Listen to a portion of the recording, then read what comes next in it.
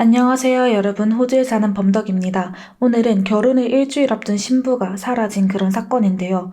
너무 충격적이고 마음이 아픈 그런 사건이에요. 어떤 일이 있었던 건지 지금부터 범덕의 사건 수첩 같이 살펴봅시다. 2015년 4월 5일, 부활절 일요일, 호주 NSW의 작은 마을 리튼. 리튼은 인구가 11,000명 정도로 조용하고 평화로운 작은 마을이에요. 리튼 고등학교에서 영어랑 드라마 교사로 일하고 있던 26살의 스테파니 스콧은 5년 동안 만난 남자친구와의 결혼식을 일주일 정도 남겨두고 있었어요.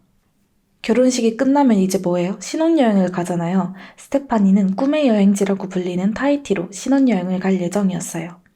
행복한 나날들만이 스테파니를 기다리고 있었죠.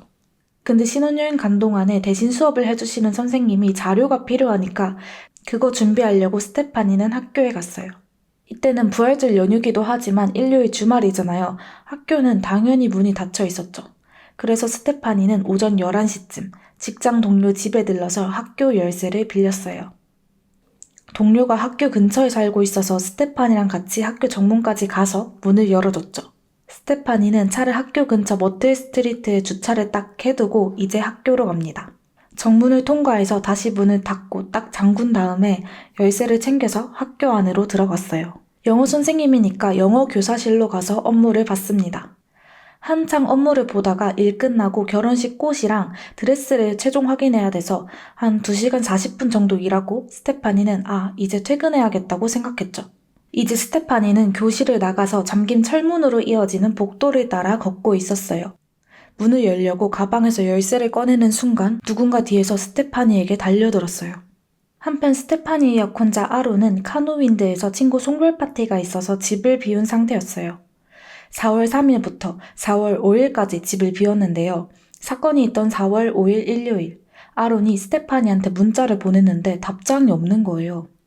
그날 오후 7시 20분, 아론이 집에 돌아왔어요. 근데 집에 스테파니가 없는 거예요.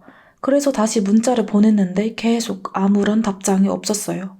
걱정되니까 스테파니가 일하는 고등학교랑 친구들 집을 막 찾아다녔는데 스테파니는 아무 데도 없었어요. 아루는 점점 걱정됐지만 지금 결혼식이 일주일 정도 남았잖아요. 그래서 어쩌면 결혼식 전에 긴장이 됐을 수도 있고 혼자만의 시간을 보내고 있을 수도 있겠다라고 생각했죠. 다음날 아침 다시 연락을 보냈는데 아직도 답이 없는 거예요. 지금 하루가 지났잖아요. 이제는 친구랑 가족들한테도 전화를 쫙 다 돌렸어요. 하지만 아무도 스테파니가 어딨는지 몰랐습니다.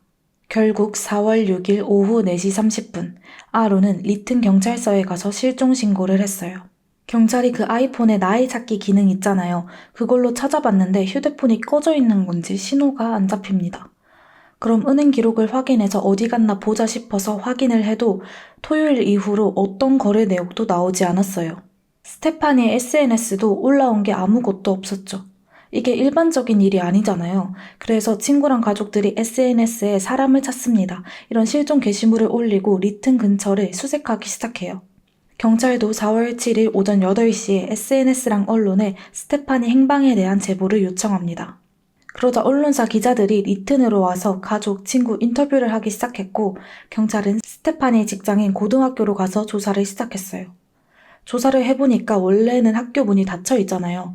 그게 열어서 알람이 해제되고 하면 다 기록이 남나 봐요. 확인을 하니까 스테파니는 오후 1시 31분에 알림을 해제하고 38분에 다시 작동시켰다고 나옵니다. 그렇게 조사를 하고 있는데 인근의 이웃이 이런 제보를 했어요. 부활절 연휴 동안 학교 청소부 빈센트가 일하는 걸 제가 봤어요. 빈센트가 누구냐면 2015년 3월 2일부터 5주 동안 리튼 고등학교에서 근무를 시작한 24살의 청소부였어요. 원래 계약 기간은 4월 2일까지였는데 연장됐대요. 잠시 뒤 빈센트가 마침 학교 앞에 지나갑니다. 경찰이 멈추세요 이렇게 차를 정지시키고 물어보니까 지금 그냥 엄마를 직장에 데려다 드리고 집에 돌아가는 길이라고 말해요. 그러다가 7일 7시 30분쯤 또 하나의 제보가 들어옵니다. 빈센트의 차가 흰색 토요타 하이럭스 유투였거든요. 픽업 트럭이에요. 누가 학교에서 이 차를 봤다고 제보를 한 거예요. 그래서 경찰이 빈센트 집을 찾아가서 문을 두드립니다. 똑똑 경찰입니다. 빈센트 씨 4월 5일 행적에 대해서 말해주세요. 스테파니 씨를 본 적 있나요? 그러자 빈센트는 이렇게 말해요. 저는 부활절 주말에 학교에 있었어요. 쓰레기통 청소하고 그런 일을 했죠. 근데 저는 스테파니를 모르는데요. 본 적도 없어요. 경찰이 떠나려고 하니까 빈센트는 웃으면서 행운을 빕니다. 수색 잘하세요. 이렇게 말하기도 했어요. 4월 8일에는 형사가 빈센트를 만나려고 다시 집을 찾아갔어요. 근데 빈센트가 없고 엄마만 계시는 거예요. 그래서 아들한테 연락 달라고 전해주라고 그걸 부탁하고 갔는데 그날 오전 11시 빈센트가 경찰에 직접 찾아와서 진술을 합니다. 전 주말 내내 학교에서 청소했어요. 롤러스케이트 타는 사람 몇 명을 보긴 했는데 그 외에는 아무도 본 적 없어요. 그리고 리튼 시내에 있는 마트도 갔죠. 이렇게 진술합니다. 여기서 경찰은 뭔가 이상함을 느껴요. 부활절 연휴잖아요. 보통 부활절 일요일에는 마트가 문을 안 연단 말이에요. 올해 저희 집 근처 큰 마트도 부활절 일요일에는 문을 안 열었단 말이죠. 다 그런 거는 아닌데 닫는 가게가 많단 말이에요. 그래서 경찰이 빈센트가 갔다는 마트에 찾아가서 그날 문 열었는지 물어보니까 점장님이 저희 그날 문 닫았는데? 라고 해요. 빈센트가 지금 거짓말을 한 거잖아요. 경찰이 이번에는 빈센트 회사에다가 전화를 해봤는데 뭐라고 했냐. 모든 청소부들이 부활절 연휴 동안 휴가였대요. 빈센트도 뭐 마찬가지였겠죠? 그러니까 빈센트는 그때 거기서 일하고 있을 이유가 없다는 거예요. 쉬는 날에 꾸역꾸역 나가서 굳이 청소를 하고 열지도 않은 마트에 갔다? 너무 수상하죠? 그리고 호주는 공휴일에 일하면 시급도 훨씬 센데 그런 날에 무급으로 시키지도 않은 일을 한다? 너무 이상한 거예요. 그래서 형사들이 다시 한번 빈센트한테 전화를 걸어서 그날 마트 간 거에 대해서 자세하게 물어봅니다. 빈센트는 부활절 일요일에 슈퍼마켓 간 게 맞다. 가서 식료품도 좀 사고 저녁거리랑 아이스커피 같은 걸 샀다. 이렇게 말합니다. 이렇게 계속 갔다고 말하는 걸 보면 그날 마트가 안 연 것도 아마 몰랐던 것 같아요. 이제 빈센트는 용의선상에 올랐습니다. 4월 8일 오후 6시 형사들이 빈센트의 집으로 찾아갔어요. 이번에도 빈센트는 집에 없었지만 엄마랑 형 루크가 집에 있었습니다. 그래서 경찰이 집 좀 둘러봐도 되냐고 물어봐서 허락을 받고 집을 수색하기 시작했어요. 그러다가 경찰이 빨간색이랑 흰색 줄무늬끈에 달린 열쇠를 발견했어요. 이게 스테파니 직장 동료가 빌려준 열쇠랑 똑같았죠. 그리고 집 앞에서 뒷마당으로 이어지는 생긴 지 오래 지나지 않은 타이어 자국을 발견했어요. 그 타이어 자국의 폭은 빈센트의 차 타이어 폭보다 좁았습니다. 근처에는 노란 테이프도 있었죠. 경찰은 여기를 범죄 현장으로 보고 빈센트 엄마랑 형을 퇴거 조치합니다. 잠시 뒤 빈센트가 자기 차를 몰고 집으로 돌아왔어요. 어디 갔다 온 거냐고 물어보니까 밖에 나가서 사진을 찍고 있었다고 했죠. 조수석에는 디지털 카메라도 있었어요. 그리고 짐칸에는 피가 묻은 것처럼 붉은 자국이 있는 보드 바닥재가 여러 장 있었죠. 경찰은 바로 차를 압수하고 빈센트를 경찰서로 동행합니다. 경찰이 그 조수석에 있던 디지털 카메라를 꺼내서 탁 켰는데 숲속에서 불에 탄 여자 시신을 찍은 사진이 나온 거예요.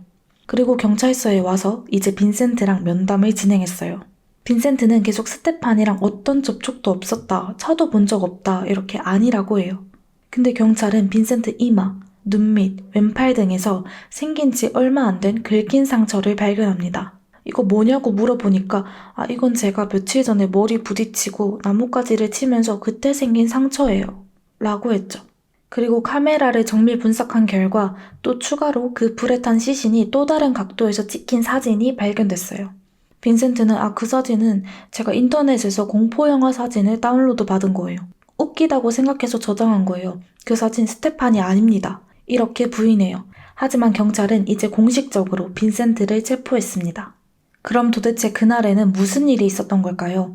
사건이 있던 4월 5일로 다시 거슬러 올라갈게요. 스테파니가 문을 열려고 가방에서 열쇠를 꺼내는 순간 누군가 뒤에서 갑자기 달려들었어요. 바로 이 학교의 청소부 빈센트 스탠포드였죠.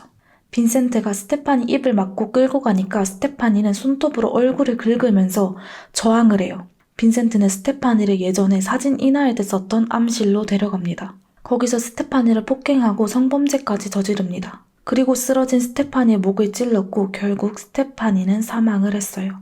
스테파니가 죽었다고 확신한 빈센트는 자기 집으로 돌아가서 점심도 먹어요. 그리고 유유히 돌아와서 스테파니가 끌고 가는 동안에 떨어뜨린 물건도 줍고 시신을 차로 옮겼어요. 근데 출혈이 있으니까 그거 막으려고 노란색 마스킹 테이프로 목을 감기도 하고 트렁크에 비닐 시트까지 깔았어요. 다른 방에서 고압 세척기까지 가져와가지고 현장을 깨끗하게 청소합니다. 스테파니 차에다가 스테파니 시신을 싣고 집으로 돌아왔어요. 빈센트는 다시 학교로 가서 그 암실 바닥에 피 묻은 보드를 다 떼서 차에 싣고 집으로 돌아옵니다. 4월 6일 새벽, 빈센트는 스테파니가 있는 차를 몰고 리튼에서 한 70km 정도 떨어진 코코파라 국립공원으로 갔어요. 가서 스테파니를 내려놓고 옷이랑 차에 달린 햇빛 가리개, 트렁크에 깐 비닐을 배낭에다가 넣었어요. 그리고 스테파니 위에 나뭇가지를 덮고 불을 붙입니다. 진짜 사람이 어떻게 이래요? 너무 화가 나죠. 지금 누구보다 행복하고 있을 스테파니의 목숨과 행복을, 그리고 스테파니를 사랑하는 사람들에게서 뺏어간 거잖아요. 훼손까지 시켰으니까 너무 극악무도한 범죄 아닌가요? 빈센트는 그런 짓을 저지르고 다시 스테파니 차를 몰고 집으로 와서 차에 남은 흔적을 지웠어요. 그 다음 차를 와문의 파이크로드 근처 운하 옆에다가 버려버립니다. 오전 7시 30분이 되자 빈센트는 아무 일도 없었던 것처럼 마트에서 엄마를 만났어요. 그리고 나서 스테판의 소지품을 차를 몰고 다니면서 버리기 시작해요. 시내를 돌아다니면서 하나씩 버리는 거예요. 조금 가다가 멈춰서 여기다 버리고 또 조금 가서 버리고 그런 거죠. 나중에 경찰이 쓰레기통에서 스테파니 차 햇빛 가리개랑 다른 것들을 발견했습니다. 그럼 이런 끔찍한 일을 저지른 빈센트는 어떤 사람일까요? 빈센트 스탠포드는 1990년 12월 21일 호주 타즈메니아에서 태어났어요. 엄마 애니카와 아빠 스티브 사이에서 태어났죠. 부모님은 빈센트가 3살 정도 됐을 때 빈센트의 일란성 쌍둥이 마커스랑 형 루크를 데리고 네덜란드로 이주했어요. 근데 아빠 스티브가 이주하고 얼마 안 돼서 가족을 떠나 다시 호주로 돌아갔고 그 후로는 아이들이랑 모든 연락을 끊었대요. 그래서 세 형제는 어머니와 네덜란드에서 지냅니다. 빈센트는 나중에 자기가 어릴 때부터 살인 충동을 느꼈다고 말했는데요. 7살인가 8살 때부터 누군가를 죽이고 싶다는 생각을 늘 해왔다고 했어요. 실제로 2003년 아직 네덜란드에 살고 있을 때 학교에서 선생님을 폭행해가지고 퇴학당하는 사건이 있었어요. 선생님 목을 막 손으로 졸랐대요. 그래서 정신병원에서 시간을 보내기도 합니다. 그리고 사건이 일어나기 13달 정도 전에 빈센트는 호주로 돌아와서 리튼에 정착했어요. 엄마랑 형 루크랑 같이 살았고 쌍둥이 마커스는 나무주에 따로 살았대요. 빈센트는 친구가 한 명도 없었고 남이랑 함께 있는 게 스트레스였대요. 그러다 취직해서 학교 청소부로 일하다가 그런 끔찍한 범죄를 저지른 거예요. 그렇게 빈센트는 체포됐고 경찰은 이제 정밀수색을 시작했어요. 먼저 빈센트의 차를 검사해보니까 그 바닥에 까는 보드에 있던 붉은 얼룩이 사람의 혈액으로 확인됐어요. 나중에는 스테파니의 DNA와도 일치한다는 검사 결과가 나왔습니다. 차 GPS 기록에는 리튼에서 11km 정도 떨어진 바운더리 로드랑 리튼에서 70km 떨어진 코코파라 국립공원이 저장돼 있었어요. 이 코코파라 국립공원이 바운더리 로드를 통해서 들어갈 수 있었죠.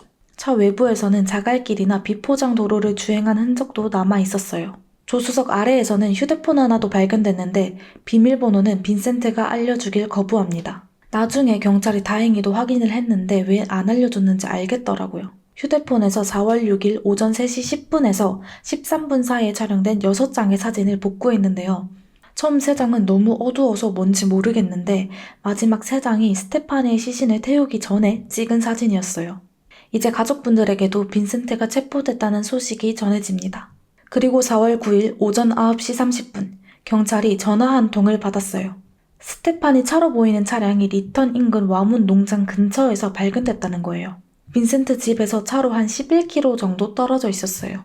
가서 이제 그 차를 조사해보니까 트렁크랑 뒷범퍼에서 다량의 혈액이 검출되었고 스테파니의 DNA와 일치합니다. 차량 내부에서는 빈센트의 DNA도 발견됐어요. 경찰은 이제 빈센트 집도 꼼꼼히 수색하기 시작해요. 창고 근처에서 발견된 노란색 테이프에서 스테파니의 혈흔이 나왔어요. 나중에 이 테이프가 리튼 고등학교에서 페인트 작업할 때 사용된 테이프랑 똑같은 종류로 확인되기도 했어요. 집안에서 칼도 발견됐는데요. 칼이 살인에 사용된 흉기로 판명이 났고 칼이랑 수갑에서 스테파니의 혈흔이 나왔어요. 빈센트의 방도 조사를 했는데요. 거기서 발견된 컴퓨터가 완전 판도라의 상자였어요.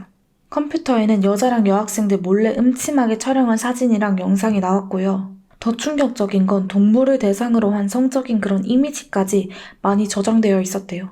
진짜 실적. 또 살인, 성범죄, 폭탄 제조와 관련된 영상 파일도 여러 개 발견됩니다. 그리고 경찰이 분석을 해보니까 4월 4일 토요일 늦은 밤부터 4월 5일 일요일 새벽 사이에 빈센트가 인터넷에서 이런 걸 검색했어요. 위도우 메이커, 연쇄살인 칼, 가장 깊게 찌를 수 있는 칼, 구매 가능한 칼 중에 가장 날카로운 칼. 위도우 메이커는 직역하면 과부 제조기인데 실제로는 그 정도로 치명적인 무기, 위험한 무기를 뜻한다고 해요. 소름 돋죠? 또 리튼 고등학교에서 근무를 시작한 직후에 신부 납치 이런 결혼식이나 신부랑 관련된 걸 여러 번 검색한 사실도 확인했어요. 일본인 여교사가 제자들한테 집단 성범죄 당하는 영상을 보기도 했대요. 진짜 일그러져도 너무 일그러진 그런 성적 판타지를 가지고 있었던 거예요. 게다가 보안 장비 그런 회사에다가 다리 수갑 구입에 대해서 추가로 알아봤대요. 어디다 쓰려고. 그리고 빈센트는 플렉시커프, 단검을 우편으로 시켰어요. 플렉시커프가 뭐야 하고 찾아보니까 플라스틱 재질의 일회용 수갑이래요. 한번 잠그면 못 풀고 칼이나 특수 도구로 잘라야 하는 그런 수갑인데 그걸 산 거죠. 그리고 2015년 4월 10일 오전 8시 한 목격자가 경찰서로 찾아왔어요. 자기가 부활절 일요일 오후 5시 30분쯤에 빈센트 차 같은 차량이 메인 운하 근처에 멈춰선 걸 봤대요. 남자가 차에서 내려가지고 뭔가를 들고 왔는데 그걸 물속에 던지고 급하게 차로 돌아갔대요. 남자가 던진 건 노트북처럼 보였고요. 이제 수색을 해봐야겠죠? 다음날 경찰 잠수부가 수색을 하다가 진짜 운하 바닥에서 노트북을 발견했어요. 바로 스테파니의 업무용 노트북이었습니다.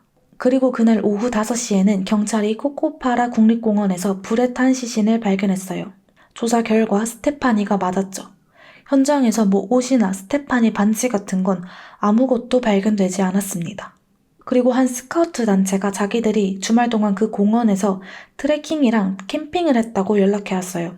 대원들을 조사해보니까 한 대원이 4월 8일 오후 5시 34분에 공원에서 찍은 사진을 경찰에 제공합니다. 거기에 빈센트가 자기 차를 몰고 스테파니의 시신이 있던 장소를 떠나는 게 찍혀 있었죠. 이 사진은 빈센트가 처음 시신을 유기했을 때 찍힌 게 아니라 다시 현장에 돌아와서 사진을 찍고 난 직후에 촬영된 거예요. 빈센트의 짓인 게 이제 너무나도 확실해졌죠? 4월 11일 빈센트가 수사 책임자랑 직접 이야기하고 싶다고 의사를 전합니다. 아직 빈센트는 경찰이 시신을 발견한 걸 모르고 있었어요. 이 면담에서 빈센트가 스테파니 시신의 위치를 정확히 설명하면서 살인을 인정했어요. 빈센트는 스테파니를 처음 본 순간에 대해 이렇게 말했습니다. 스테파니가 2층 교무실에서 일하고 있는 걸 봤어요.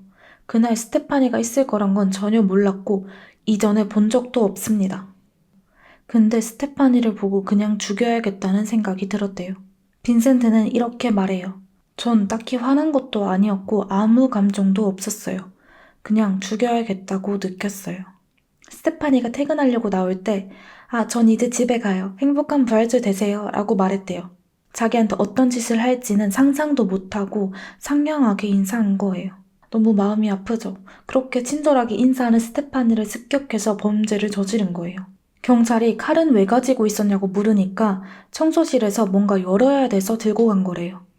목을 찌른 이유는 확실히 죽었는지 확인하려고 한 거고 살해 후에 집 앞에서 차를 세워두고 치즈 샌드위치를 먹고 커피를 마신 뒤에 다시 학교를 돌아갔는데 그동안 스테파니는 그 차가운 바닥에 그대로 누워 있었대요. 그리고 6월 3일 빈센트를 성범죄 혐의로 추가 기소를 합니다. 빈센트는 법정 정신과 의사한테 자기는 사람들을 참아내는 법을 배울 수 없으며 이건 그냥 내가 그렇게 만들어진 방식일 뿐이라고 말해요. 빈센트는 스테파니한테 범죄를 저지르기 전에 리튼 지역 여성 여러 명을 스토킹했다는 게 밝혀졌는데요. 막 몰래 따라다니면서 사진을 수천 장 찍고 그 사람들의 동선이랑 혼자 있는 시간을 기록했대요. 3명의 여성을 스토킹했는데 그 중에 성인이 2명, 미성년자가 1명 있었는데 나이가 12살이었어요. 근데 이 12살밖에 안 되는 여자아이를 따라다니면서 스토킹을 하고 이 여자아이 사진을 1805장이나 가지고 있었대요. 소름 끼치죠. 그리고 스테파니한테 한 범죄는 계획적인 게 아니라고 주장했어요. 정신감정도 진행했는데 거기서 사회적 대인관계 결함, 감정 결여, 극도의 냉담함, 타인에 대한 무관심 등의 특징을 보였어요. 가학적이고 공격적인 성향의 점수는 높았는데 사이코패스 성향은 매우 낮은 수준으로 측정됐대요. 2016년 7월 20일 빈센트는 성범죄, 살인 혐의 모두 유죄를 인정했어요. 재판에서 판사는 빈센트가 범행에 대해 어떠한 반성의 기미도 보이지 않았다고 했어요. 그리고 빈센트의 폭력적이고 성적인 내용의 인터넷 검색 기록과 칼이랑 수갑을 소지하고 있었던 걸 바탕으로 빈센트가 공동체 안전에 심각한 위협이 되는 인물임을 확신하게 만들었다고 합니다. 그래서 10월 13일 가중성범죄에는 가석방 없는 15년, 살인에는 무기징역을 선고했어요. 빈센트의 일란성 쌍둥이 마커스 역시 스테파니의 사망과 관련된 혐의로 기소되는데요. 남우호주에 사는 마커스는 살인 후 사후 방조 혐의로 기소됐어요. 스테파니의 반지가 어디에도 발견이 안 됐는데 이게 어디 있었냐? 빈센트가 스테파니 운전면허증이랑 반지 2개를 우편으로 보냈는데 마커스가 이걸 애들레이드의 한 보석상에다가 $705를 주고 팔아버린 거예요. 결국 마커스는 징역 15개월형을 받고 복역을 했고 지금은 이미 석방이 됐습니다. 누구보다 행복했어야 할 예비신부 스테파니는 결혼식을 일주일 앞두고 직장에서 그렇게 생을 마감했어요. 스테파니의 죽음은 전국적으로 많은 사람들에게 큰 충격과 분노를 안겨줬습니다. 사건 이후 리튼과 카누윈드라, 그리고 스테파니가 결혼식을 올릴 예정이었던 예후고라까지 거리 곳곳에 노란 풍선과 노란 리본이 달리기 시작했어요. 원래라면 결혼식이 열려야 했을 그날, 리튼의 마운트포드 파크에서는 스테파니를 기억하기 위한 추모 모임이 열렸습니다. 정말 많은 사람들이 노란색 옷과 노란 액세서리를 하고 모여 스테파니가 좋아하던 색으로 마지막 인사를 건넸어요. 온라인에서도 사람들은 노란 풍선, 노란 옷, 그리고 자기 웨딩드레스 사진까지 올리면서 스테파니를 추모했습니다. 그리고 스테파니를 사건의 피해자로만 기억하기보다는 학생들에게 열정적인 선생님, 가족에게는 사랑스러운 딸, 친구에게는 다정한 친구이자 결혼식을 앞두고 설레던 한 사람이었다는 것까지 함께 기억했으면 좋겠어요. 이 영상을 보고 계신 여러분도 잠시나마 스테파니라는 한 사람의 삶을 떠올려 주신다면 그것만으로 의미 있는 추모가 되지 않을까 싶어요. 스테파니의 명복을 정말 진심으로 빌면서 오늘 사건 수첩은 여기까지예요. 사건에 대한 여러분들의 생각도 댓글로 많이 남겨주세요. 다음 영상도 보고 싶으시다면 구독하시고 기다려주세요. 영상 끝까지 시청해주셔서 감사드리고 그럼 다음 영상에서 다시 만나요.